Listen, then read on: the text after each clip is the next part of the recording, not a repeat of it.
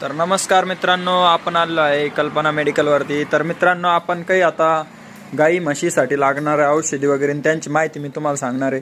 मित्रांनो, ज्यावेळेस गाय म्हैस डिलिव्हरी होती त्यावेळेस बरेच शेतकरी काय करत्या का वार जर पडला तर कधीच वाराचं औषध देत नाही। तर मित्रांनो, काय माहिती का, हे औषध देणं गरजेचं आहे। असे तुम्हाला बऱ्याच प्रकारचे असे औषधं मेडिकलमध्ये गेल्यावर दिसन।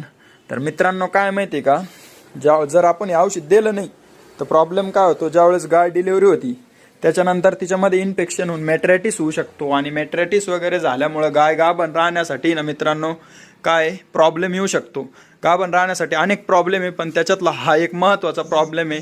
तर मित्रांनो, काय माहिती का, जर गाय जनली वार पडला तरी पण सुद्धा तुम्ही वाराचं औषध नक्की 5 दिवस 200 ml पाजावं।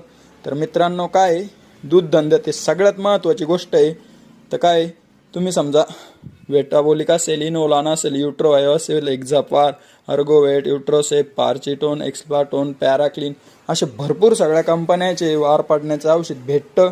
कारण याच्यामुळे काय होतं, गर्भपेशी क्लीन होती, मॅट्रायटिस होत नाही, इन्फेक्शन होत नाही।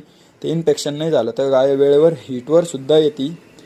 तर मित्रांनो, कायम लक्षात ठेवा, गायीचा वार पडला तरी सुद्धा हे औषध नक्की पाजा, जेणेकरून तुमचं भविष्यातलं गाय हिटवर यायचं आणि मॅट्रायटिसचं जे त्याच्यामुळे होणारं नुकसान आहे ते होणार नाही। धन्यवाद।